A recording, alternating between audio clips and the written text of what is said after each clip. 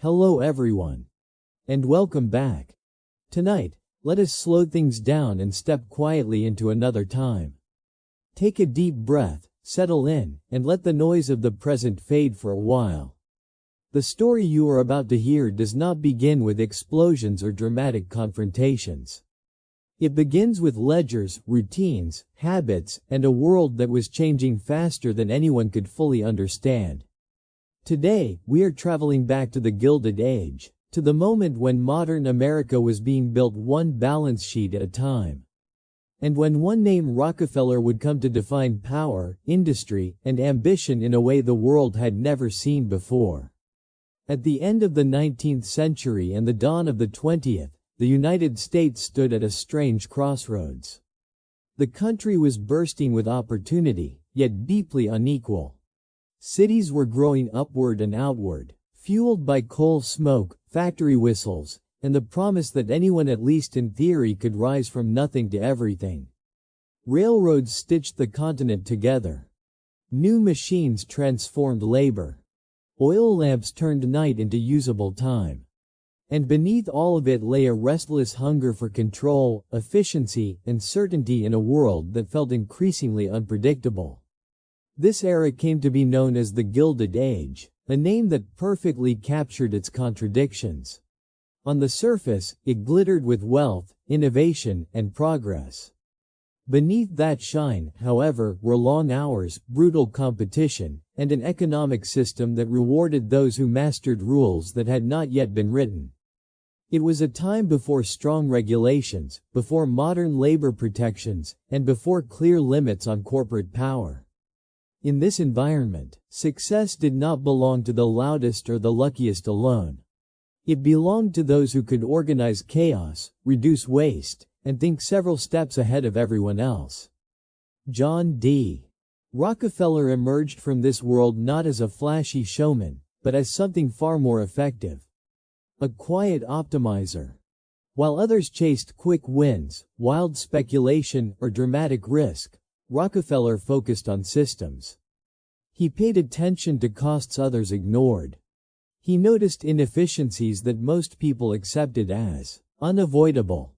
Where competitors saw oil as a gamble, he saw it as a process that could be measured, refined, and controlled. Oil itself was transforming daily life. Before electricity became widespread, kerosene was essential. It lit homes, streets, and businesses. Demand was constant, and supply was chaotic.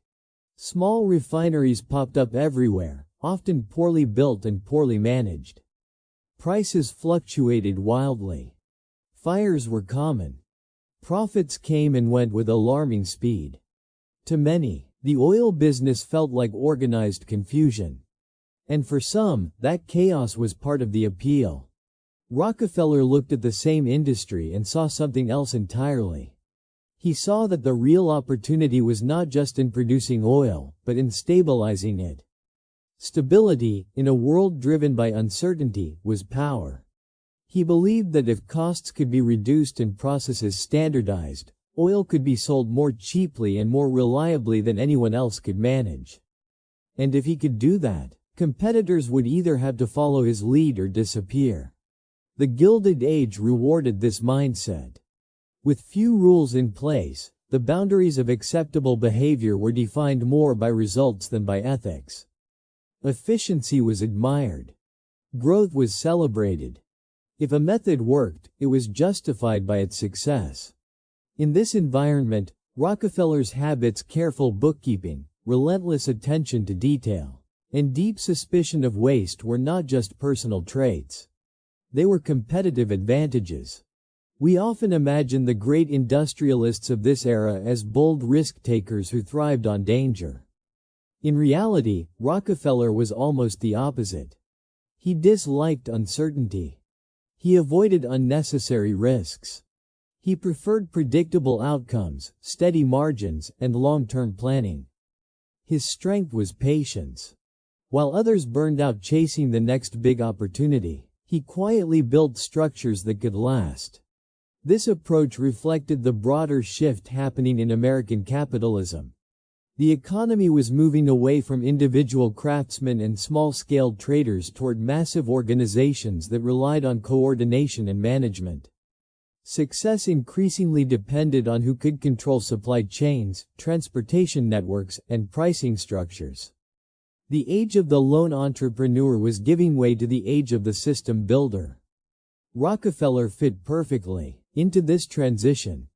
He did not see himself merely as an oil refiner. He saw himself as someone creating order in a disorderly market. Every unnecessary expense bothered him. Every inefficiency felt like a moral failing. Saving money was not just good business, it was, in his mind, a responsibility. At the same time, the Gilded Age created enormous pressure. Competition was relentless. Fortunes could vanish overnight. A single mistake could mean ruin. This constant tension shaped the mindset of industrial leaders. Anxiety and ambition lived side by side. Time itself became a resource to be managed, measured, and exploited. Being early mattered. Being faster mattered. Hesitation could be fatal to a business. In this world, Rockefeller's discipline gave him calm where others felt panic. His routines anchored him. His faith in numbers, records, and planning allowed him to navigate uncertainty with confidence. While competitors reacted emotionally to market swings, he responded methodically. Over time, this difference compounded, just like interest in a well-kept account. The public often misunderstood this kind of power. To many, Rockefeller appeared distant, calculating, and almost mechanical. He was not known for grand speeches or dramatic gestures. His influence was quieter, embedded in contracts, logistics, and pricing strategies. Yet the effects were enormous. By lowering costs, he could undercut rivals. By controlling transportation, he could decide whose oil reached the market and whose did not. By thinking in terms of systems, he could grow in ways others could not match. The Gilded Age admired winners, even when it feared them. Newspapers debated whether men like Rockefeller were builders of progress or threats to freedom. Churches praised his charitable giving while questioning the scale of his influence. Workers relied on the stability his companies provided, while worrying about the power they held. These contradictions were part of the era itself. An age struggling to define what modern capitalism should look like. What makes Rockefeller's story especially compelling is that it does not rely on dramatic moments of sudden transformation. Instead, it unfolds gradually, built from habits formed early, decisions repeated consistently, and a worldview shaped by discipline rather than impulse. His rise reflects the deeper forces of the Gilded Age. The triumph of organization over chaos, efficiency over excess, and systems over individuals. As we move deeper into this story, keep in mind that Rockefeller did not simply ride the wave of industrial change. He helped shape its direction. His methods would influence how corporations operated, how markets functioned, and how power was distributed in modern economies. Whether admired or criticized, his impact is impossible to ignore. So tonight, as we continue, we are not just telling the story of one man or one company. We are exploring a moment in history when the rules of business were being written in real time. When ambition met opportunity on an unprecedented scale. And when the foundations of the modern world were quietly laid. One carefully recorded transaction at a time. The Gilded Age was an era defined not only by extraordinary wealth, but by a constant, humming anxiety that seemed to follow it everywhere. From the outside, America at the turn of the century looked unstoppable. Cities expanded at breathtaking speed, factories ran day and night, and new fortunes appeared almost overnight. Newspapers were filled with stories of success, innovation, and progress. Yet beneath that confident surface was a sense that everything was moving too fast. That stability was fragile. And that falling behind even briefly could mean being left behind forever. For industrialists and financiers, Wealth did not bring peace of mind. It brought pressure. The more a person gained, the more they had to protect. Markets fluctuated wildly. A rumor, a failed shipment, or a sudden price change could erase months or years of effort. There were no safety nets, no guarantees, and very few rules to prevent aggressive tactics. Business was a high-stakes environment where alertness was not optional. Every decision felt urgent, and every delay carried consequences. Time itself became a source of stress. In the Gilded Age, being early mattered. Being faster than competitors mattered even more. Railroads ran on tight schedules, factories depended on precise coordination, and prices could change between breakfast and lunch. There was no pause button. Miss an opportunity, and someone else would seize it without hesitation. This relentless pace shaped how people thought, worked, and even rested. Sleep was often sacrificed to planning. Meals became meetings. Leisure was justified only if it served some strategic purpose. The wealthy lived surrounded by comfort, yet rarely felt comfortable. Large homes, fine clothing, and elaborate routines did little to quiet the underlying fear of losing everything. Financial panic was always just around the corner.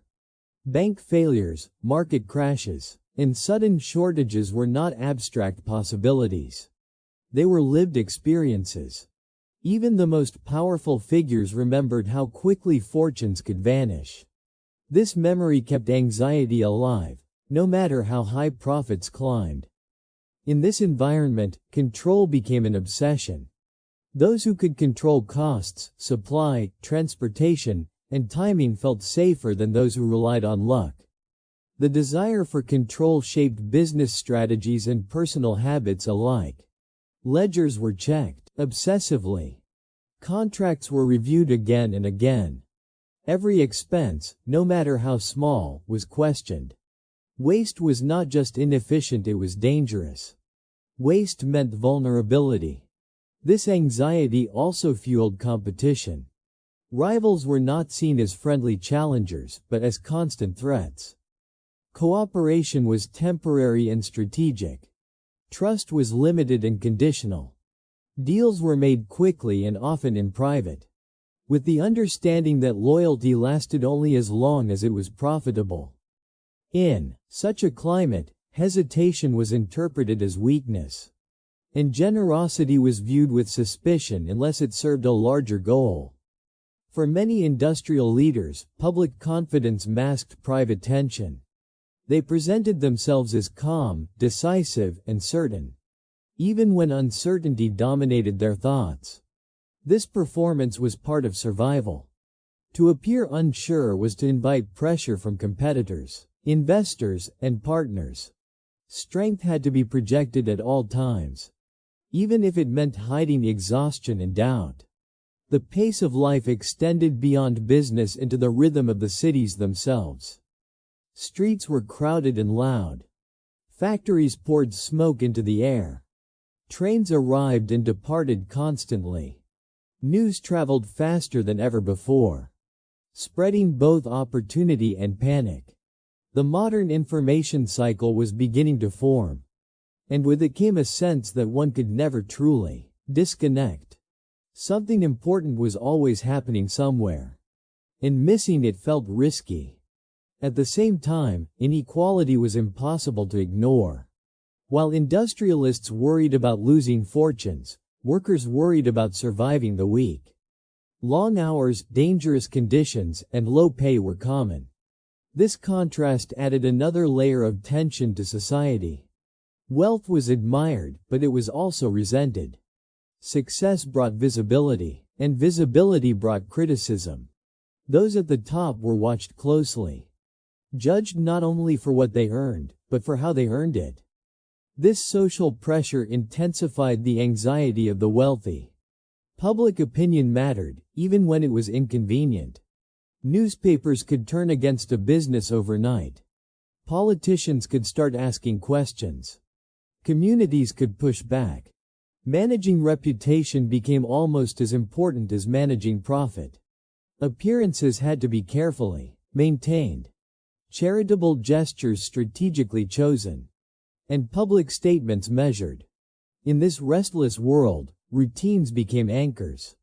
Many industrialists developed strict daily habits to impose order on chaos. Regular schedules, disciplined work hours, and repeated practices offered a sense of control. These routines were not about comfort. They were about focus. They reduced decision fatigue and created predictability in a volatile environment. John D. Rockefeller thrived precisely because he understood this atmosphere of pressure and adapted to it better than most. He did not try to outpace anxiety with reckless risk. Instead, he countered it with structure. Where others reacted emotionally to market swings, he relied on preparation. Where others chased excitement, he sought stability. His calm was not accidental. It was cultivated. Rockefeller recognized that in a world obsessed with speed, consistency could be a weapon.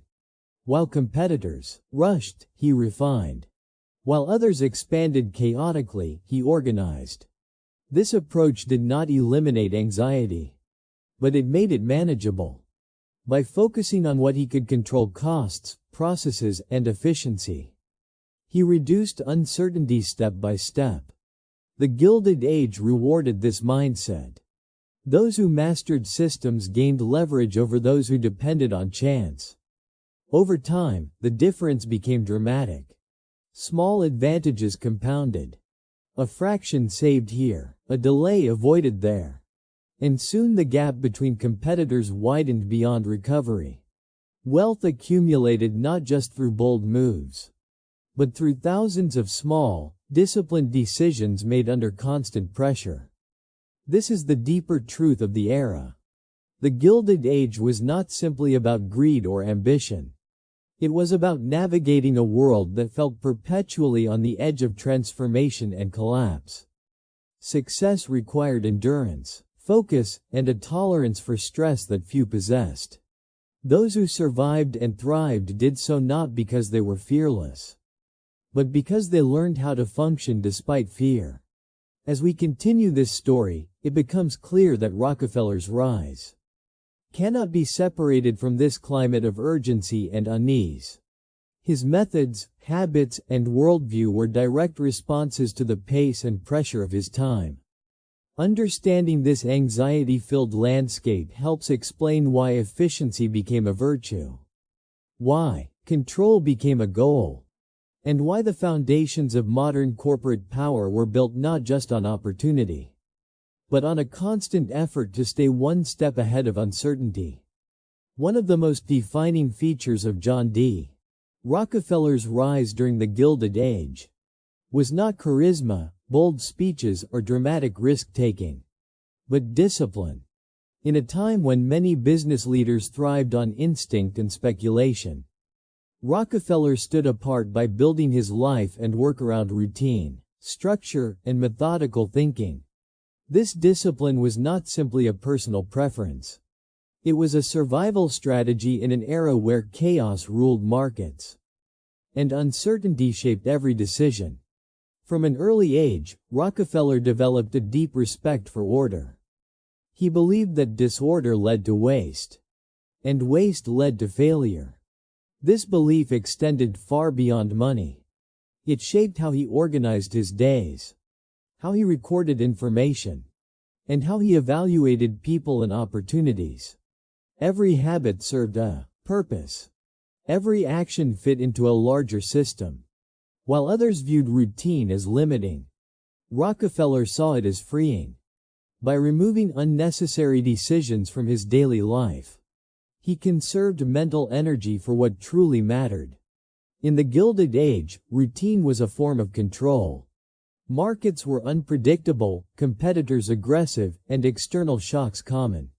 By maintaining consistent habits, Rockefeller created stability where little existed. He rose early, followed strict schedules, and adhered closely to planned tasks. This regularity allowed him to work steadily, while others burned themselves out. chasing constant excitement, or reacting impulsively to market changes. Bookkeeping was central to this mindset. Rockefeller treated ledgers not as boring administrative tools, but as sources of truth. Numbers told stories that emotions could not. They revealed inefficiencies, exposed patterns, and highlighted opportunities hidden beneath surface-level chaos. He believed that if something could be measured, it could be improved. If it could not be measured, it could not be trusted. This obsession with detail gave him an enormous advantage. While competitors guessed, Rockefeller calculated. While others relied on memory or intuition, he relied on records. Every expense, no matter how small, was tracked. Over time, this allowed him to identify cost-saving measures others overlooked entirely. Pennies mattered, because pennies multiplied across massive operations became fortunes. Discipline also shaped how Rockefeller approached decision-making. He avoided haste. Instead of reacting immediately to market fluctuations, he analyzed trends over time. Short-term losses did not panic him. If long-term structures remained sound, this patience frustrated competitors, who expected rapid responses. By the time they realized what he was doing, the advantage had already shifted.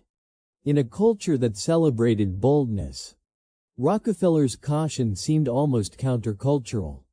Yet this restraint allowed him to outlast rivals.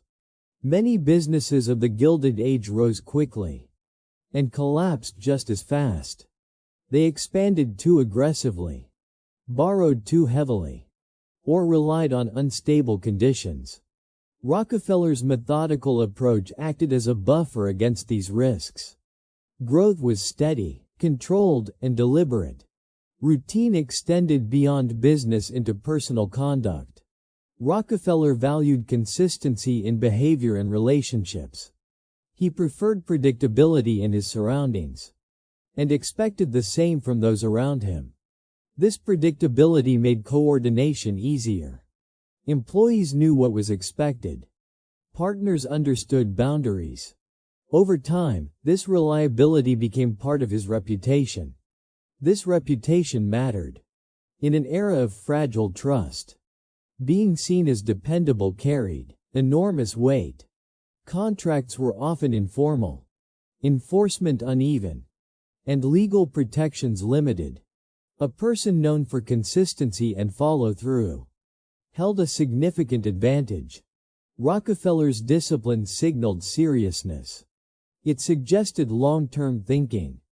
In a world dominated by short-term gain, the power of methodical thinking became especially clear in how Rockefeller approached competition. He did not see rivals as enemies to be defeated emotionally, but as variables within a system. Instead of engaging in dramatic confrontations, he adjusted processes. He lowered costs. He improved efficiency. He waited. As competitors struggled with higher expenses and inconsistent operations, their margins shrank. Some sold willingly. Others had no choice. This strategy required emotional restraint. Watching competitors fail without direct conflict demanded patience and confidence. Rockefeller trusted his system enough to let it work over time. He understood that markets rewarded consistency more reliably than spectacle. This belief was reinforced repeatedly as his operations continued to outperform less disciplined rivals. The discipline of repetition also allowed small advantages to compound.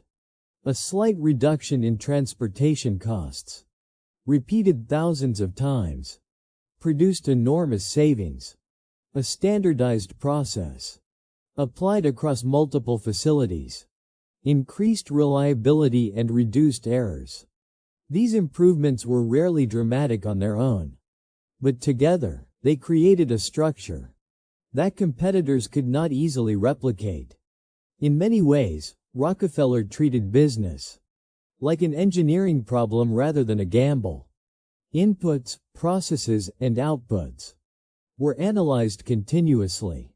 If something failed, it was studied, not dramatized. Lessons were documented and applied elsewhere. This feedback loop strengthened the system over time, making it more resilient with each iteration. The Gilded Age rewarded this kind of thinking because it lacked guardrails. Without strong regulations, the most organized actors could expand rapidly. Those who imposed internal discipline thrived in the absence of external constraints. Rockefeller's routines acted as internal regulations, guiding decisions and limiting excess, even when no law required it. At the same time, discipline provided psychological comfort. In a stressful environment, routine offered predictability. Knowing what the day would look like reduced anxiety. Knowing that records were accurate reduced fear of surprise. This emotional stability allowed Rockefeller to maintain focus, while others became overwhelmed by pressure. Critics later argued that such discipline contributed to the concentration of power, and in many ways, that criticism was valid. Systems designed for efficiency often favored scale. As Rockefeller's operations grew, his methods became harder to challenge. Discipline, once a personal strength, translated into institutional dominance. Yet it is important to understand that this dominance did not emerge overnight. It was built slowly, through repeated actions guided by routine. There was no single moment when Rockefeller suddenly became powerful. Power accumulated quietly, almost invisibly, through consistency. This is what makes his story especially revealing about the Gilded Age. The era was not shaped only by dramatic inventions or bold personalities. It was shaped by people who mastered systems and imposed order on disorder. Discipline became a competitive edge. Routine became a form of strategy. Methodical thinking became a path to influence. As we move forward, this foundation of discipline will help explain how Rockefeller was able to expand beyond refining oil into controlling entire networks of production and distribution. His habits did not change as his power grew. Instead, they scaled. What worked in small operations was applied to larger ones, reinforcing the same principles at every level. Understanding this mindset is essential to understanding everything that follows. Rockefeller's discipline was not a background detail. It was the engine of his success. In an age defined by instability, he built stability. In a culture addicted to speed, he trusted process. And in a world driven by chance, he relied on method. As John D. Rockefeller's discipline and routine solidified, they fed directly into what would become the true engine of his power, an uncompromising obsession with costs and efficiency. In the Gilded Age, most people understood profit in simple terms. Sell high, buy low, expand fast. Rockefeller understood something deeper. He believed that the greatest advantage did not come from dramatic gains, but from eliminating small losses that others barely noticed. In a world where margins were often thin and competition fierce, efficiency was not just a preference. It was survival. The oil industry, especially in its early years, was astonishingly wasteful. Refineries leaked, burned excess material, and discarded byproducts that no one had yet figured out how to use. Transportation was unreliable and expensive. Barrels were poorly made and frequently damaged.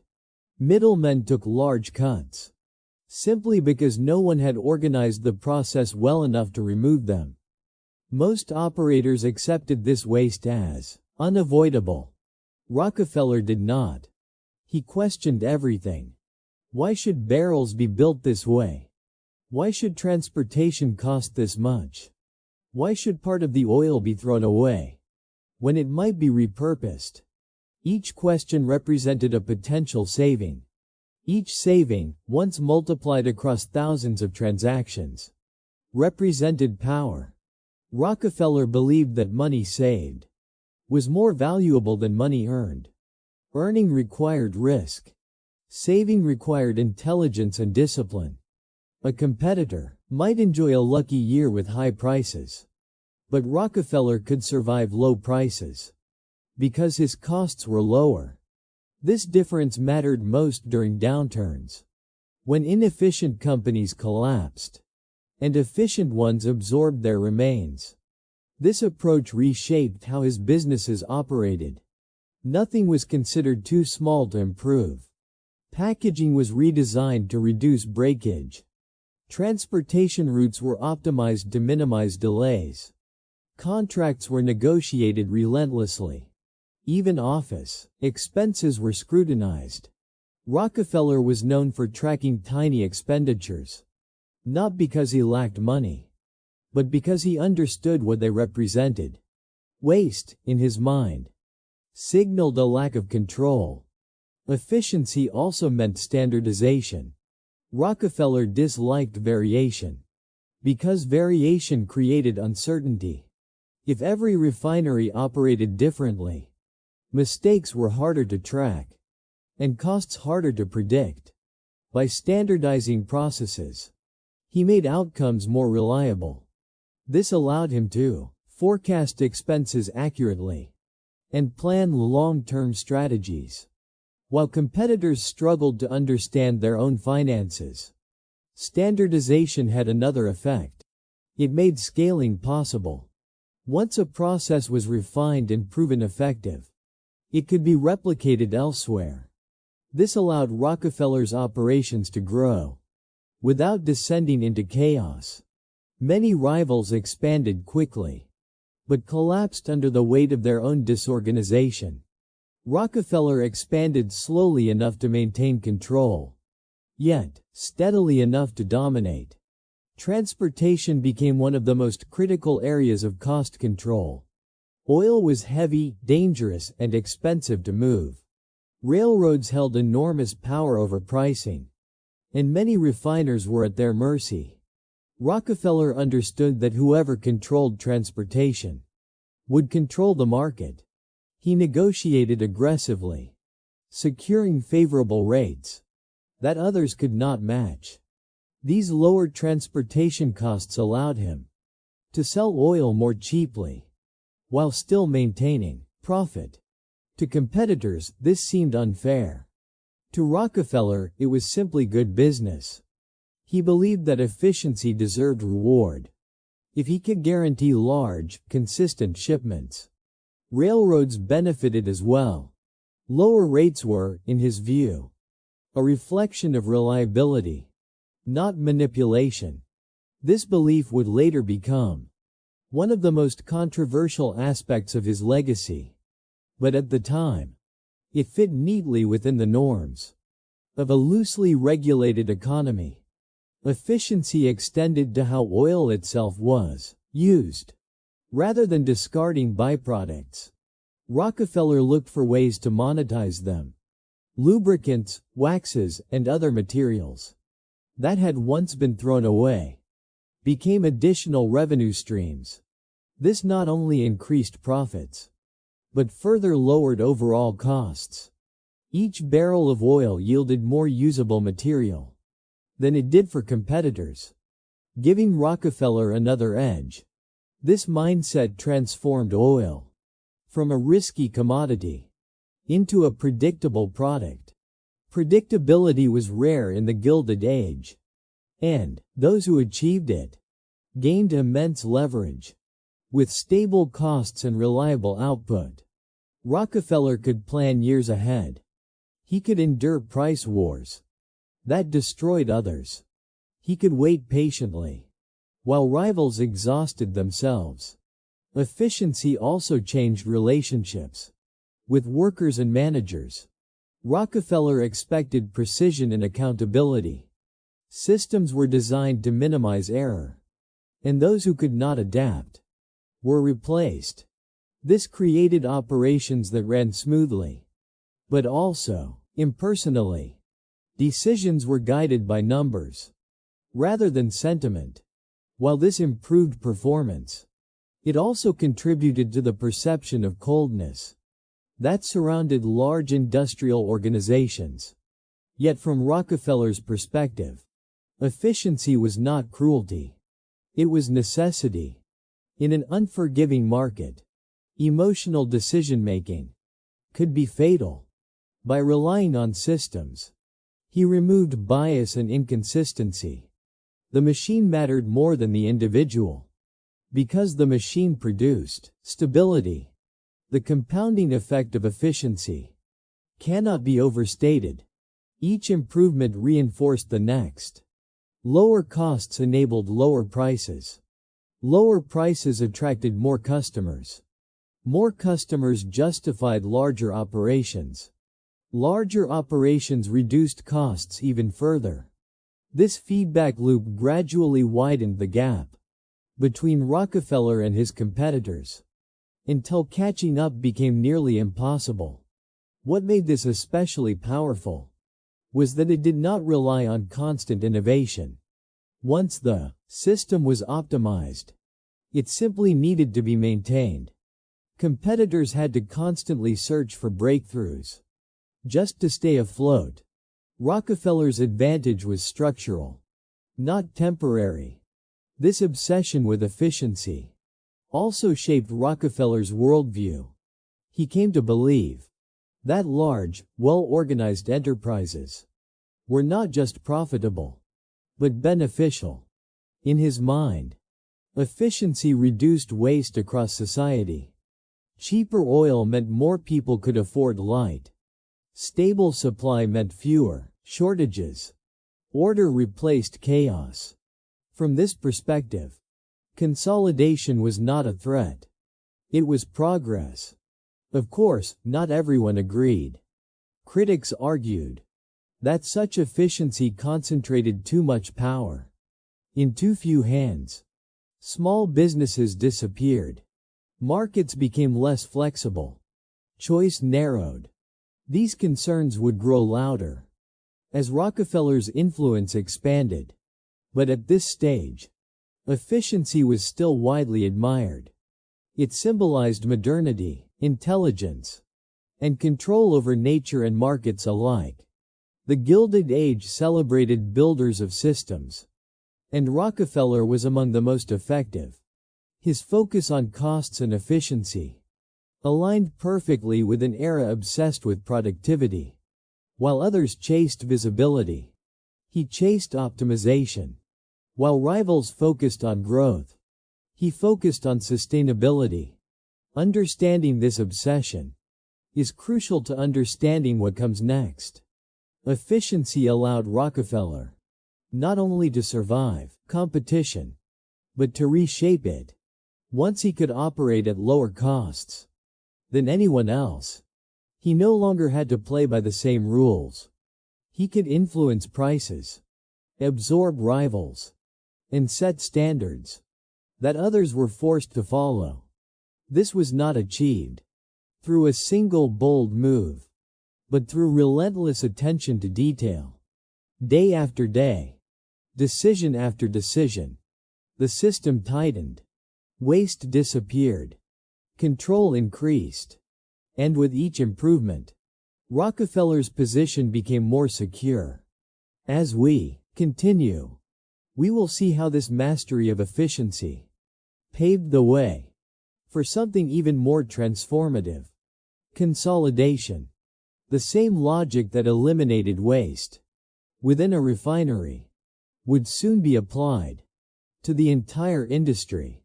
And when that happened, the balance of power in American business would shift permanently. Once efficiency and cost control gave John D. Rockefeller a decisive advantage, the next phase unfolded almost naturally: consolidation. In the logic of the Gilded Age, consolidation was not viewed as an aggressive takeover, but as a rational outcome of competition. If one company could operate more efficiently than many smaller ones, then combining operations seemed, to its supporters, like common sense. To Rockefeller, consolidation was simply efficiency applied on a larger scale. The oil industry, before consolidation, was fragmented and unstable. Hundreds of small refiners competed fiercely, often driving prices down to unsustainable levels. These price wars hurt everyone involved. Profits vanished. Equipment deteriorated. Safety declined. From Rockefeller's perspective, this chaos benefited no one. He believed that competition, when taken to extremes, destroyed value rather than creating it. Order, he argued, was better than endless conflict. With lower costs and stable operations, Rockefeller was uniquely positioned to survive downturns. When prices fell, his competitors struggled to cover expenses. Many faced a painful choice: continue operating at a loss or sell. Rockefeller offered an alternative. He was willing to buy refineries that could no longer compete, often at prices that reflected the harsh reality of the market. To sellers, this sometimes felt like rescue rather than defeat. This process repeated again and again.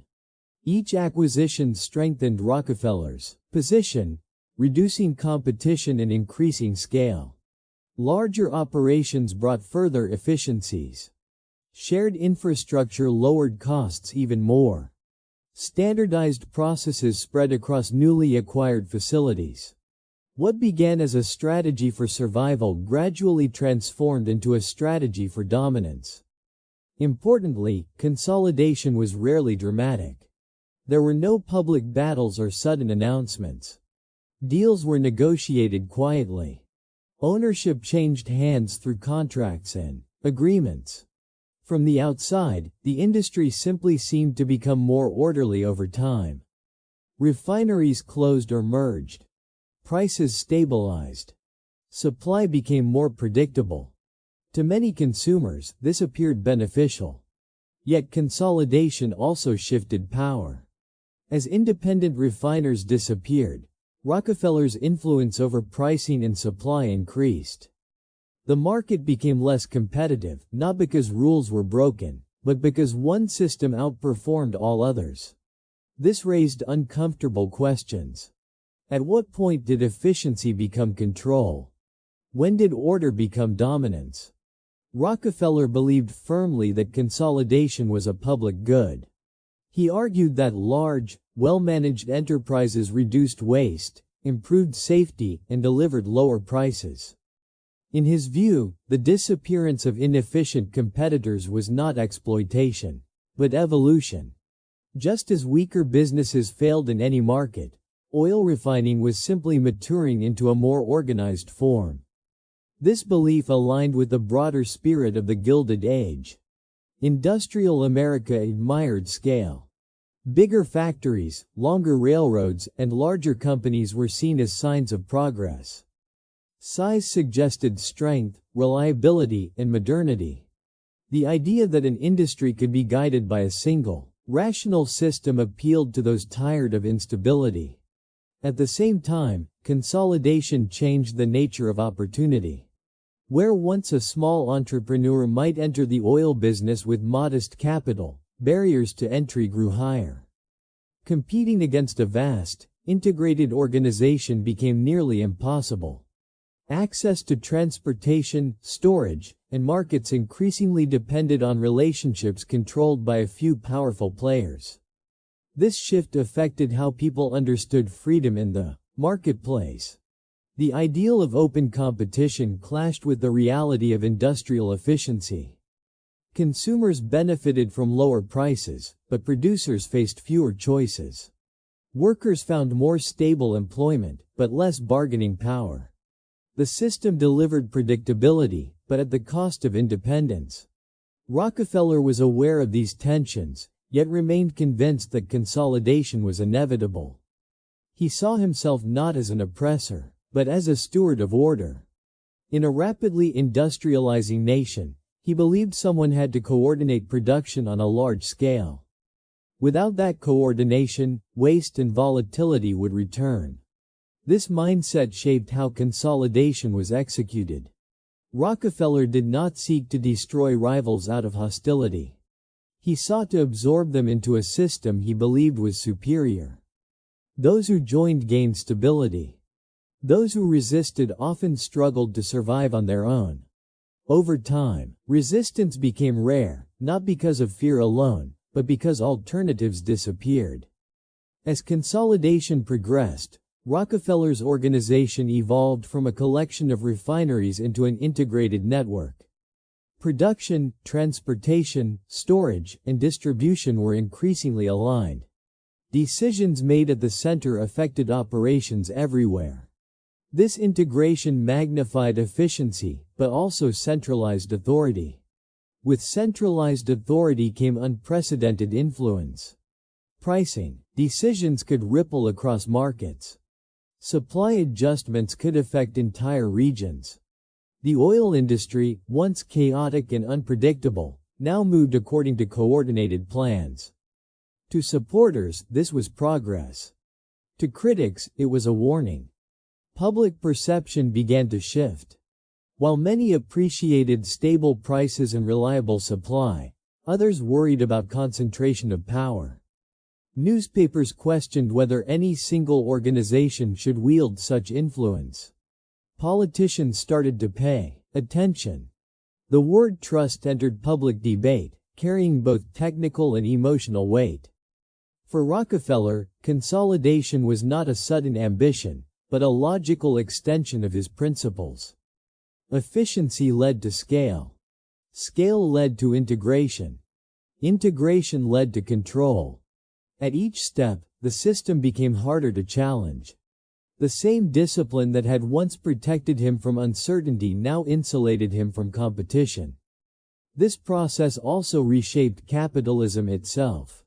The success of consolidation in oil encouraged similar strategies in other industries. Steel, railroads, and manufacturing followed comparable paths. The Gilded Age became an era of giants, where a few large organizations dominated vast sectors of the economy. Yet consolidation also planted the seeds of resistance. As industries concentrated, public concern grew. People began to ask whether efficiency alone should define success. They questioned whether markets without meaningful competition could truly serve the public. These debates would intensify in the years ahead. At this stage of the story, however, consolidation was still largely celebrated. It represented order triumphing over chaos. Rockefeller's methods appeared to deliver tangible benefits. His organization grew steadily, quietly reshaping the oil industry from within. What is essential to understand is that this rise was not driven by a single dramatic choice. It was the cumulative result of earlier principles: discipline, cost control, and methodical thinking. Consolidation was not a break from Rockefeller's approach. It was its natural conclusion. As we move forward, the consequences of this consolidation will become impossible to ignore. The same system that created stability would soon attract scrutiny. Efficiency would be weighed against fairness. Control would be questioned. And the quiet builder of systems would find himself at the center of a national debate about power, responsibility, and the limits of industrial organization. The Gilded Age had rewarded consolidation, but it had not yet decided how much was too much. That question, once raised, would change everything that followed. As consolidation tightened its grip on the oil industry, a shift began to take place outside the boardrooms and refineries. What had once been admired as efficiency and progress started to feel, to many Americans, like imbalance. The same system that delivered stability and low prices also concentrated power in ways the public had never experienced before. Gradually, admiration gave way to suspicion, and suspicion evolved into moral questioning. At first, the public response was subtle. Small refiners disappeared quietly. Independent operators faded from the landscape. Towns that once bustled with competing businesses now relied on a single dominant presence. For consumers, daily life seemed unchanged. Lamps still burned. Streets stayed lit. Prices remained steady. But beneath this surface calm, something fundamental had shifted. Choice had narrowed and control had centralized. Newspapers played a major role in shaping perception. Investigative journalism was gaining momentum during this period, and writers began to look more closely at how enormous fortunes were built. The quiet, methodical nature of Rockefeller's empire made it an especially intriguing subject. There were no flamboyant scandals to point to, no dramatic excesses to condemn. Instead, critics focused on structure itself. They questioned whether a system that eliminated competition could ever be healthy, no matter how efficient it appeared. The word trust became loaded with meaning. Technically, it referred to a legal arrangement used to manage large, complex organizations. Culturally, it came to symbolize something darker, hidden control, lack of transparency, and power beyond public oversight. Trusts were portrayed not as neutral systems, but as entities operating above society rather than within it. This framing mattered. Once the public conversation shifted from efficiency to fairness, Rockefeller's methods were no longer judged solely by outcomes. They were judged by intent and impact. Was it acceptable for one organization to decide prices, production levels, and access to markets? Did lower consumer costs justify the disappearance of independent businesses? These questions did not have simple answers, but they demanded attention. Moral language entered the debate. Religious leaders, social reformers, and political activists began to speak about responsibility, not just profit. Wealth, they argued, came with obligations. Power required restraint. The idea that success alone validated any method started to lose its hold. In its place emerged a growing belief that unchecked power, even when efficient, posed a risk to democratic values. Rockefeller found himself at the center of this moral storm, even though his personal behavior remained restrained. He lived modestly by the standards of his wealth. He donated generously to charitable causes. He avoided public displays of luxury. Yet these traits did little to quiet criticism. In fact, they sometimes intensified it. To critics, his calm demeanor and orderly lifestyle symbolized how deeply institutional his power had become. This was not excess wealth wasted on indulgence. It was wealth embedded in systems that shaped everyday life. The idea of fairness became a battleground. Supporters argued that Rockefeller had earned his position through intelligence, discipline, and superior organization. He did not force anyone to sell. He did not rely on violence or intimidation. The market, they claimed, had simply rewarded the best operator. Critics countered that markets without boundaries inevitably favored those who could shape conditions to their advantage. Choice, once limited, ceased to be truly free. These debates exposed a deeper tension within American capitalism. The nation valued competition, but it also valued progress. It admired individual success, but feared concentrated authority. The oil industry became a mirror reflecting these contradictions. Rockefeller's empire was not an anomaly. It was a preview of what modern industrial society might become. Public unease grew as people realized how dependent they were on systems they did not control. Oil was not a luxury. It was essential.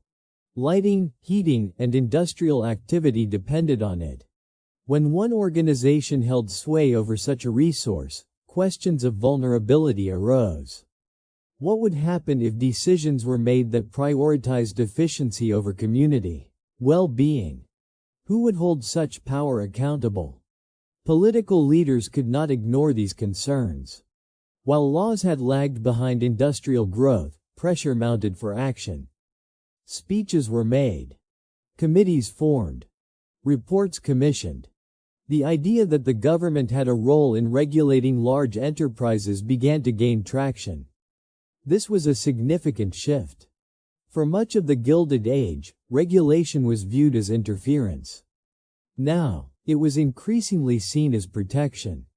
Rockefeller himself struggled to understand the intensity of the backlash. From his perspective, he had reduced waste, stabilized markets, and delivered affordable products. He believed that rational organization benefited everyone. The criticism felt emotional, even irrational. He trusted systems more than sentiment, and this gap made communication difficult. While critics spoke in moral terms, he responded with statistics. This disconnect deepened mistrust. Numbers could demonstrate efficiency, but they could not address fears about power. Ledgers could show savings, but not reassure those who felt marginalized by consolidation. The debate was no longer just about oil. It was about who should shape the future of the economy. The backlash also revealed the limits of invisibility. Rockefeller had operated quietly for years, allowing systems to speak for him. But as his influence became undeniable, silence was interpreted as avoidance. The absence of public engagement created a vacuum filled by speculation and criticism. In the court of public opinion, quiet efficiency could look like secrecy. This period marked a turning point. For the first time, the success of large-scale organization was openly questioned. Efficiency was no longer an unquestioned virtue. It had to be balanced against transparency, accountability, and social impact. The Gilded Age was beginning to confront the consequences of its own ideals. Importantly, this backlash was not solely negative. It sparked conversations that would shape the next phase of American development. Journalists refined investigative methods. Reformers articulated clearer standards for corporate behavior. Citizens began to think more critically about the relationship between private power and public good. Rockefeller's empire became a case study. Supporters and critics alike examined it closely, extracting lessons and warnings. It showed what disciplined systems could achieve, but also what they could overshadow. It demonstrated the potential of organization, while revealing its risks. As scrutiny increased, Rockefeller faced a choice. He could resist, retreat, or adapt. The systems he had built were strong, but public sentiment was becoming a force of its own. Markets could be optimized, but opinion could not be managed the same way. Trust, once lost, was difficult to regain. This moment captures the emotional core of the story. The rise of industrial power had reached a point where success alone was not enough. Legitimacy mattered. Acceptance mattered. The public wanted reassurance that progress did not require surrendering control over essential aspects of life. The Gilded Age had celebrated builders, but it had not yet decided how to judge them. Rockefeller stood at the center of this uncertainty. His methods had transformed an industry, but now they were transforming public consciousness. The question was no longer whether his system worked. It was whether it should be allowed to work without limits. As we continue, we will see how this growing distrust pushed the nation toward new ideas about regulation, responsibility, and the role of government. The quiet age of unchecked consolidation was ending. In its place, a more contested, more vocal era was beginning, one that would challenge not just Rockefeller, but the very foundations of modern capitalism. As public distrust grew louder, it inevitably reached the halls of government. What had once been a distant concern debated in newspapers and private conversations became a political issue that could no longer be ignored. The sheer scale of industrial power forced a fundamental question into the open. Should private organizations be allowed to operate without limits when their influence touched nearly every aspect of daily life? For much of the Gilded Age, the prevailing belief was that markets should regulate themselves. Government involvement in business was viewed with suspicion, often equated with inefficiency or overreach. Industry leaders were trusted to pursue progress, and competition was expected to correct excesses. But consolidation challenged this assumption. When competition faded, self-correction no longer worked the way theory promised. Lawmakers began to recognize that the rules governing a nation of small businesses were inadequate for a nation of giants. Existing laws had been written for a different economic reality, one where no single organization could dominate an entire industry. Now, those laws felt outdated, almost irrelevant. Power had outgrown the framework meant to contain it. The rise of large trusts forced government to redefine its role. Was it merely a referee, stepping in only when clear violations occurred? Or was it a guardian of balance, responsible for ensuring that no single force grew so strong that it undermined fairness itself? These questions sparked intense debate, reflecting broader anxieties about modern life and the future of democracy. John D. Rockefeller watched these developments with concern and confusion. From his perspective, government intervention threatened the very efficiency that had made progress possible. He feared that regulation would reintroduce waste, instability, and uncertainty. To him, the system worked precisely because it was guided by rational planning rather than political pressure. Yet to critics, regulation was not an attack on progress, but a defense of it. They argued that without boundaries, efficiency became domination. Markets required rules not to slow innovation, but to preserve opportunity. Freedom, they insisted, depended on limits as much as it did on ambition. This clash of perspectives shaped early regulatory efforts. The goal was not to dismantle industry, but to contain it. Laws were proposed to prevent unfair practices, limit excessive consolidation, and restore competition where possible. These measures were often vague and cautiously worded, reflecting uncertainty about how far government should go. The challenge was enormous. Industrial organizations were complex, sophisticated, and well-resourced. Government institutions were still adapting to modern administrative demands. Regulators struggled to understand the systems they were meant to oversee. Enforcing new rules required expertise that did not yet fully exist.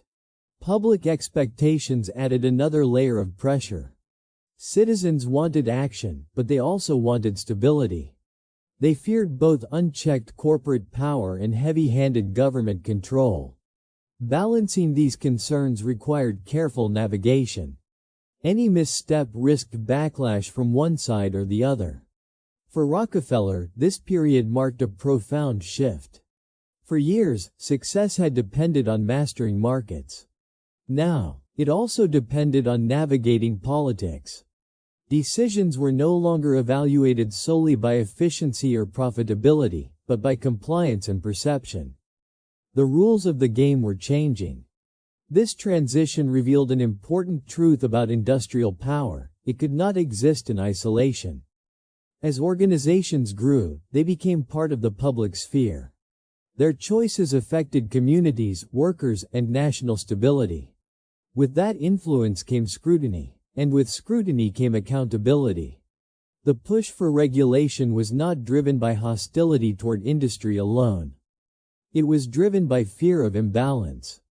Americans worried that concentrated power, left unchecked, could undermine the principles of opportunity and fairness that defined the nation's identity. The debate was as much philosophical as it was economic.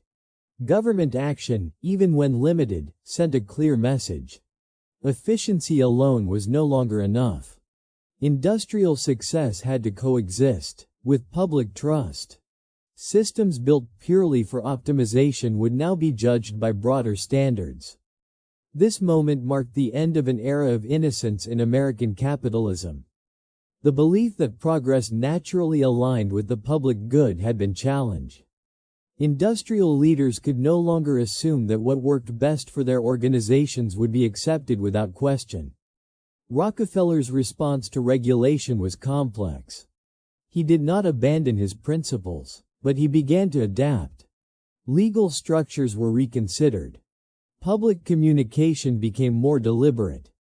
Philanthropy expanded, partly from genuine belief and partly from recognition that influence required legitimacy. The emergence of regulation did not immediately dismantle industrial empires, but it altered their trajectory. Growth became more cautious. Strategies were refined. The relationship between business and government became a permanent feature of modern society rather than a temporary obstacle. For the nation, this shift represented maturation. The economy was learning to manage its own success.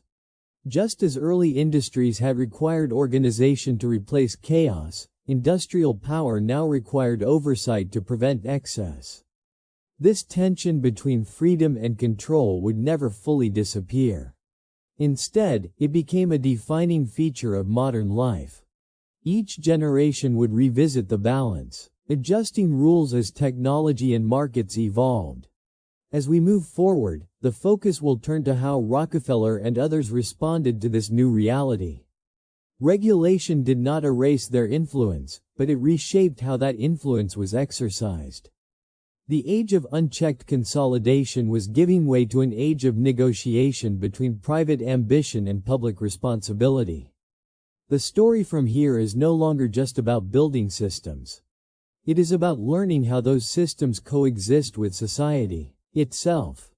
As regulation tightened and public scrutiny intensified, John D. Rockefeller entered a new phase of his life, an influence one defined less by expansion and more by adaptation. The era of quiet consolidation had passed.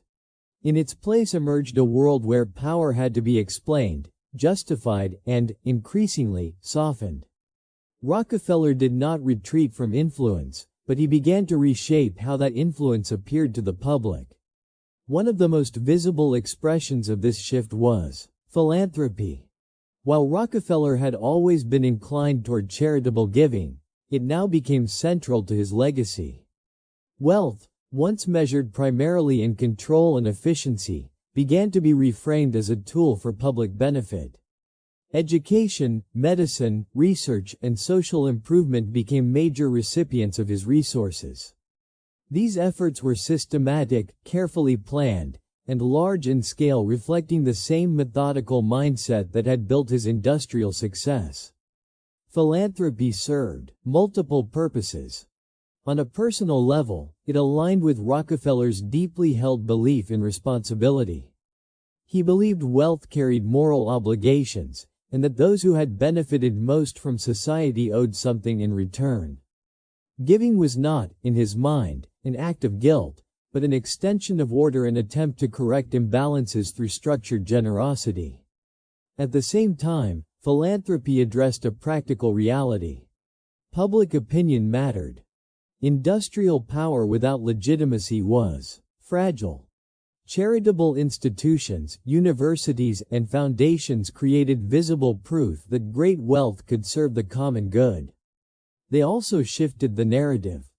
Instead of focusing solely on consolidation and control, attention turned to long-term benefits and social progress. These philanthropic efforts were not impulsive. They were designed with the same emphasis on efficiency and impact that characterized Rockefeller's business operations. Funds were allocated strategically. Outcomes were measured. Programs were evaluated and refined. The goal was not temporary relief, but lasting change. In this way, philanthropy became another system, one intended to produce social returns rather than financial ones. This approach influenced the future of charitable giving itself. Large-scale, organized philanthropy became a model for others. Wealth was no longer donated only through personal acts of kindness or local support. It was institutionalized, professionalized, and expanded. Foundations emerged as powerful actors in shaping education, science, and public health. Yet philanthropy did not silence all critics. Some argued that no amount of giving could offset the concentration of power that created the wealth in the first place. They questioned whether private individuals should have such influence over public priorities, even when intentions were positive. Once again, the issue was not simply what Rockefeller did, but the scale at which he did it. Rockefeller understood this tension. He recognized that legitimacy could not be purchased outright. It had to be earned over time through consistency and transparency. As a result, he became more visible, more communicative, and more engaged with the public narrative. Silence, once a strength, now carried risk. This period also marked a personal transformation. As he aged, Rockefeller stepped back from day-to-day business operations. The relentless pace of expansion gave way to reflection. The same discipline that once focused on cost control now focused on endurance and continuity. Legacy became a consideration. What would remain when the systems he built outlived him? The question of legitimacy extended beyond one individual. Rockefeller's adaptation reflected a broader shift among industrial leaders. As regulation and public expectations evolved, so did the role of wealth in society. Power increasingly required explanation. Success required alignment with social values, not just market performance. This alignment was imperfect and often contested, but it represented progress. The relationship between private wealth and public good was being renegotiated. Philanthropy became one of the primary tools in that negotiation, a bridge between individual success and collective benefit. In this stage of the story, Rockefeller is no longer just a builder of industry. He becomes a symbol of transition. His actions illustrate how industrial power learned to coexist with democratic pressure. The systems he created did not disappear, but they adapted to new constraints. Understanding this phase is crucial, because it shows that the story of the Gilded Age does not end with regulation alone. It continues through adjustment, compromise, and reinvention. Power did not vanish. It evolved. As we continue, the focus will shift to the lasting consequences of this evolution, how Rockefeller's methods, adaptations, and institutions shaped the modern world long after the oil markets that first made him powerful had changed. By the time John D. Rockefeller stepped fully into the background, the world he helped shape no longer resembled the chaotic marketplace he had entered decades earlier. The oil industry had been transformed, but more importantly, the logic behind that transformation had spread far beyond oil. The systems, habits, and assumptions that guided Rockefeller's rise became embedded in modern capitalism itself, quietly influencing how corporations would be built, managed, and judged for generations. One of the most lasting impacts was the normalization of scale. Before the Gilded Age, size was often seen as a risk. Large operations were difficult to manage, prone to inefficiency, and vulnerable to collapse. Rockefeller helped reverse that perception. His success demonstrated that size, when paired with discipline and organization, could be a strength rather than a weakness. Large corporations were no longer viewed merely as collections of businesses, but as integrated systems capable of stability and endurance. This shift changed how entrepreneurs thought about growth. Expansion was no longer just about producing more, it was about coordinating better. Control over supply chains, transportation, and distribution became central goals. Vertical integration, linking every stage of production under one organizational umbrella, became a standard strategy across industries. What Rockefeller applied to oil was soon echoed in steel, manufacturing, and consumer goods. Corporate management itself evolved as a result. The idea that leadership should rely on data, records, and standardized procedures gained widespread acceptance. Decisions increasingly flowed from analysis rather than intuition alone. Accounting, forecasting, and operational planning became professional disciplines. The modern corporate office, with its layers of management and emphasis on reporting, owes much to the systems pioneered during this period. At the same time, Rockefeller's story influenced how society understood corporate responsibility. The backlash he faced made clear that efficiency without legitimacy was unstable. Large organizations learned that public trust mattered, even when products were affordable and operations efficient. Reputation became an asset that had to be managed deliberately, just like costs or logistics.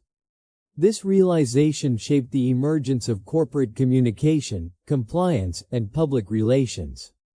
Companies began to explain themselves, justify decisions, and align their public image with social values. Transparency, once optional, became increasingly important. The expectation that corporations should consider their broader impact on society can be traced directly to the debates sparked during Rockefeller's era. Legal frameworks also adapted.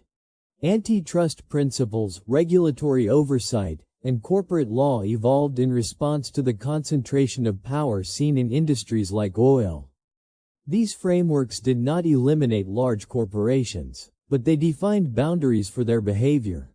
Modern markets operate within these boundaries, balancing efficiency with competition and oversight. Importantly, Rockefeller's legacy showed that systems tend to outlive individuals. The structures he built continued to function long after he withdrew from daily decision-making. This reinforced a new understanding of power not as personal authority, but as institutional capability. Leadership became less about personality and more about maintaining systems that could survive leadership changes. This idea reshaped career paths and professional identity. Managers, analysts, and administrators gained prominence. Success depended on fitting into and improving systems rather than acting independently. The individual genius gave way to collective organization. While innovation remained important, it increasingly occurred within structured environments. The cultural impact was equally significant. Society began to accept that complexity required coordination. Large-scale problems demanded large-scale solutions. The same logic that justified industrial consolidation was later applied to infrastructure, research, and public projects. Organization became synonymous with progress. Yet the tension never disappeared. The questions raised during Rockefeller's time remain relevant. How large is too large? When does efficiency undermine choice? Who should hold powerful systems accountable? These debates continue in modern discussions about technology companies, global supply chains, and economic inequality. Rockefeller's influence is evident in how these debates are framed. The language of efficiency, scale, and systems still dominates. Even critics often argue within the same framework, seeking better regulation rather than a return to fragmentation. This reflects how deeply the Gilded Age reshaped economic thinking. It is also worth noting that Rockefeller's legacy is not singular or simple. He is remembered, both as a builder of modern industry and as a symbol of excessive concentration. These interpretations coexist because both are true.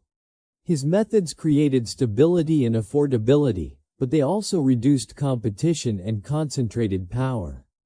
This dual legacy became a template for evaluating future industrial leaders. Success would always be measured not just by profits, but by impact. Builders of systems would be admired for their effectiveness and questioned for their reach. The balance between these forces became a defining challenge of modern capitalism. As time passed, the specific details of Rockefeller's oil empire faded from public memory, but the principles endured. Efficiency, integration, and disciplined management became assumptions rather than innovations. What once seemed radical became routine. Understanding this long-term impact helps explain why Rockefeller's story continues to matter. It is not just a historical account of one industry or one individual. It is an origin story for the structures that organize modern economic life. The corporations, regulations, and expectations we live with today were shaped, in part, by the choices made during this formative period. As we approach the final stages of this narrative, what remains is not a simple verdict, but a deeper awareness. The world we inherited was built through systems that promised order in a time of chaos. Those systems delivered extraordinary results, but they also created new responsibilities. In the next and final phase, we will reflect on what this story ultimately tells us about power, balance, and the enduring struggle to align efficiency with human values. As the story of John D. Rockefeller and the Gilded Age reaches its later chapters, what remains is not a simple conclusion, but a set of enduring lessons about power and balance. The era proved that efficiency could reshape the world, but it also revealed the costs of allowing any single logic, no matter how rational, to dominate unchecked. Rockefeller's life became a long reflection of this tension, unfolding across decades of transformation. Power, in Rockefeller's case, was rarely loud or theatrical. It did not rely on spectacle. Instead, it operated quietly through systems that functioned smoothly and predictably. This made it both effective and difficult to challenge. When power is embedded in routine rather than force, it feels natural, even inevitable. The Gilded Age taught America that such power could shape markets, communities, and daily life without drawing immediate attention. Yet history showed that no system exists in isolation. The more Rockefeller's organizations succeeded, the more visible their influence became. Visibility brought questions. Questions demanded answers. Eventually, society insisted on limits. This pattern, growth followed by scrutiny, efficiency followed by regulation, became a recurring cycle in modern economic life. The central lesson was not that large systems are inherently harmful, but that they require balance. Efficiency alone cannot define progress. Stability must be weighed against flexibility. Scale must be balanced with accountability. Rockefeller's story illustrates what happens when one side of this equation advances faster than the other. Another enduring lesson concerns responsibility. The Gilded Age began with the belief that success justified itself. If a system delivered results, it was assumed to be good. Over time, that belief weakened. Americans came to understand that outcomes mattered, but so did processes. How wealth was created became just as important as how much was created. This shift in thinking marked a maturation of capitalism. The nation moved from celebrating builders unconditionally to evaluating them critically. Admiration did not disappear, but it became more nuanced. Achievement was still respected, yet power was expected to answer to something beyond its own logic. Rockefeller's later years embodied this transition. Having mastered efficiency and scale, he spent his final decades navigating legitimacy. Philanthropy, public engagement, and institutional reform were not afterthoughts. They were acknowledgments that power needed context. Influence without trust was unstable, no matter how well organized it appeared. The balance between private ambition and public good remains unresolved, even today. Modern societies continue to struggle with the same questions first raised during the Gilded Age. How much consolidation is acceptable? When does coordination become control? Who should set the boundaries, and how should they be enforced? What makes Rockefeller's story especially relevant is that it does not offer easy answers. Instead, it provides a framework for understanding recurring tensions. Each generation encounters new industries, new technologies, and new forms of power. The tools change, but the underlying challenges remain familiar. The Gilded Age also reminds us that systems shape behavior. Rockefeller was not simply a powerful individual acting in isolation. He was a product of his environment as much as its architect. Weak regulation, rapid growth, and cultural admiration for efficiency all contributed to his rise. Blame and credit, therefore, cannot be assigned to one person alone. This perspective encourages a more thoughtful view of history. Rather than focusing solely on heroes or villains, it asks us to examine structures. Who benefits from a system? Who is excluded? How do incentives shape decisions? These questions are as relevant now as they were more than a century ago. Perhaps the most important lesson is that progress is not linear. Each solution creates new challenges. The systems that bring order to chaos can themselves become sources of imbalance. Recognizing this pattern allows societies to respond more thoughtfully, adjusting rather than overcorrecting. As we near the end of this narrative, Rockefeller stands less as a figure to be judged and more as a case to be studied. His life illustrates the extraordinary potential of disciplined systems and the equally extraordinary responsibility that comes with them. He showed what was possible in an age hungry for order, and in doing so, revealed the need for restraint. The Gilded Age ended, but its questions did not. They echo through modern debates about corporations, regulation, and social responsibility. The story does not conclude with resolution, but with awareness.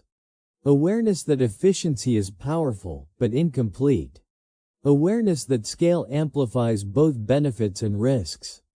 Awareness that balance must be continually renegotiated. In reflecting on this era, we are not simply looking backward. We are examining the foundations of the present. The choices made then continue to influence how we organize work, distribute power, and define success. And so, as we prepare to move into the final reflection, the story leaves us with a quiet challenge, to learn from the past without repeating its extremes, to embrace progress without surrendering oversight, and to remember that the systems we build today will shape the world long after we step away from them. As Standard Oil expanded its reach, its dominance became impossible to ignore. What had once looked like disciplined efficiency increasingly appeared, to the public eye, as overwhelming control. Prices were low, supply was reliable, and operations ran smoothly, but beneath that surface, many began to sense an imbalance. An industry built on competition now revolved around a single center of gravity. For ordinary Americans, the experience was complicated. On one hand, kerosene became cheaper and more accessible than ever before. Homes were brighter, streets safer at night, and energy more dependable. On the other hand, small refiners disappeared, independent businesses collapsed, and entire regions found themselves economically dependent on decisions made far away, in quiet offices filled with ledgers and contracts. This contradiction fueled growing unease. Journalists, politicians, and reformers started asking questions that had once seemed irrelevant. Was efficiency enough to justify dominance? Could one company be so large that it shaped not just markets, but society itself? These questions marked a shift in public consciousness. The nation was no longer content to admire success without limits. The press played a crucial role in this turning point. Investigative writers exposed the inner workings of Standard Oil, explaining in plain language how rebates, acquisitions, and pricing strategies worked. What had once been invisible systems became clear narratives. Readers began to understand that control did not always require force. It could operate through contracts, logistics, and quiet agreements. As awareness grew, so did political pressure. Lawmakers who had once celebrated industrial growth now faced voters concerned about fairness and opportunity. The idea that markets should regulate themselves began to weaken. In its place emerged a new belief, that unchecked concentration of power, even when efficient, required oversight. This moment marked the birth of modern antitrust thinking. The goal was not to punish success, but to preserve balance. Competition was reframed not as chaos, but as a necessary condition for innovation and resilience. The government's role expanded from passive observer to active referee. For Rockefeller, this shift represented a profound change in the environment that had enabled his rise. The same systems that once rewarded scale now scrutinized it. Legal challenges, public hearings, and regulatory debates became part of daily reality. Power, once quiet and unquestioned, now had to explain itself. The eventual breakup of Standard Oil did not erase Rockefeller's influence, but it redefined it. The company's pieces remained powerful, profitable, and influential. Yet the era of total control ended. The message was clear: even the most disciplined systems must operate within shared boundaries. This moment reshaped American capitalism. It established the principle that markets exist within society, not above it. Efficiency mattered, but so did fairness, opportunity, and transparency. The rules of the game changed, not to stop progress, but to guide it. The backlash against monopoly also revealed something deeper about democracy. It showed that public opinion, when informed and persistent, could influence even the most powerful institutions. Systems might be complex, but they were not untouchable. Accountability, once demanded, could become reality. Looking back, this phase of the story feels less like an ending and more like a hinge. It connects an age of unchecked expansion to a future of regulated growth. Rockefeller's empire became a case study not just in success, but in limits. The lesson was enduring: power that grows too large invites correction. Not always immediately, and not always smoothly, but inevitably. The Gilded Age had taught America how to build giants. This moment taught it how to live with them. As the dust settled, the nation carried forward a more cautious optimism. Growth would continue, innovation would accelerate, but the idea of balance now stood beside ambition. The monopoly era faded, but its influence remained embedded in law, policy, and public memory. And with that, the story prepares to move toward its final reflection, not on dominance or backlash alone, but on the lasting legacy of discipline, systems, and the quiet choices that shaped an entire century.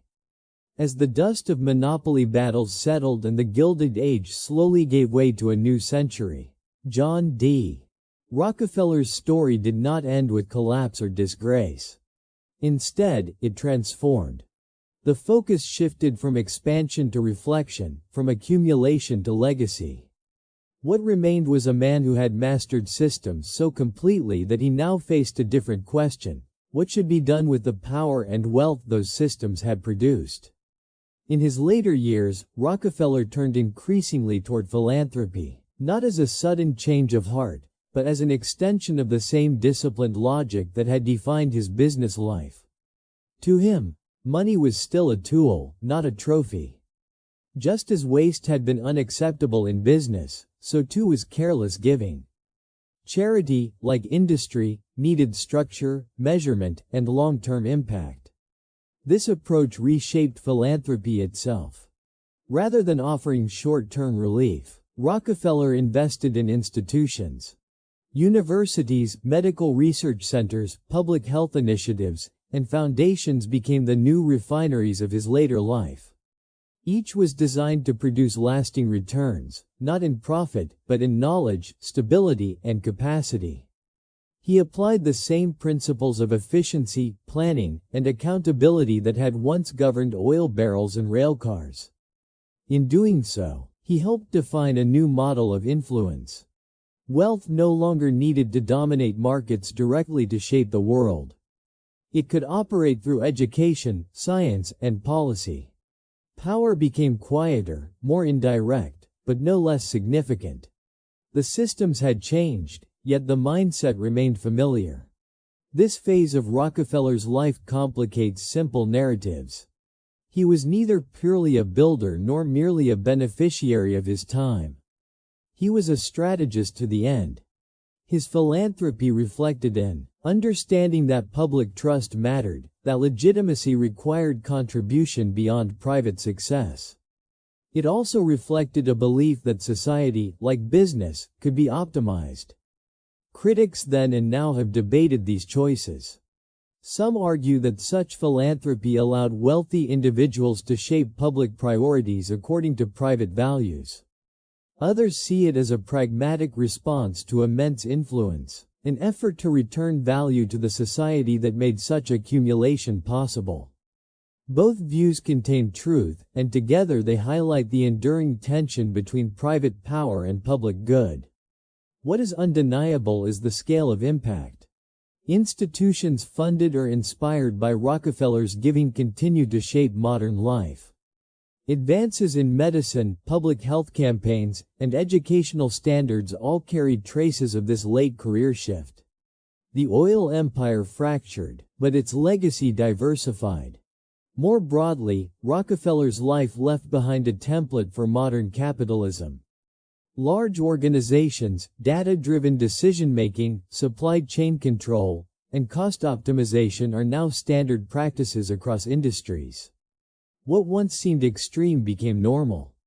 The world learned from his methods, even as it sought to restrain their excesses. The Gilded Age itself stands as a reminder of acceleration. It was a period when technology, capital, and ambition moved faster than social frameworks could adapt. Rockefeller thrived in that gap. Later generations would work to close it, building regulations, norms, and expectations that attempted to keep pace with innovation. In this sense, his story is not just historical. It echoes in contemporary debates about scale, consolidation, and responsibility. Each time a new industry rises quickly, the same questions reappear. How much control is too much? When does efficiency become exclusion? Who should decide the boundaries? Rockefeller's life does not answer these questions, but it illuminates them. It shows what happens when discipline meets opportunity on a massive scale.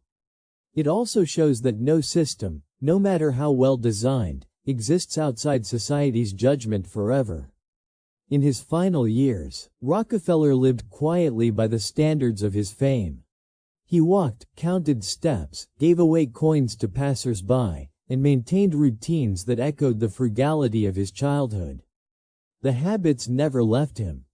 Saving, counting, measuring, these were not strategies but instincts.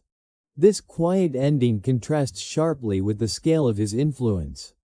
It suggests that the core of his character was never spectacle, but control, first of resources, then of systems, and finally of self. The empire had been vast, but the man remained methodical. The lasting lesson of his story lies here. Power does not always announce itself. Often, it works through habits, structures, and decisions made consistently over time. Rockefeller did not invent ambition, nor did he invent industry. He organized them. As we look back on the rise of the oil empire and the world it helped create, we are reminded that history is shaped less by moments than by patterns. Repeated choices, reinforced values, and disciplined systems can alter the course of nations as surely as any dramatic event. The Gilded Age has passed, but its imprint remains. The lights that once burned with kerosene now glow with electricity, yet the logic of control, efficiency, and scale still hums beneath modern life. Rockefeller's story helps us see that continuity clearly. And so, the narrative comes to rest not with judgment, but with understanding. An understanding that progress is complex, that power is rarely simple, and that the systems we build reflect the values we repeat. The oil empire rose from ledgers and discipline, expanded through integration and control, and ultimately dissolved into a legacy far broader than oil. In the end, the story is not only about John D. Rockefeller. It is about how modern society learned to balance ambition with accountability, efficiency with oversight, and private success with public responsibility.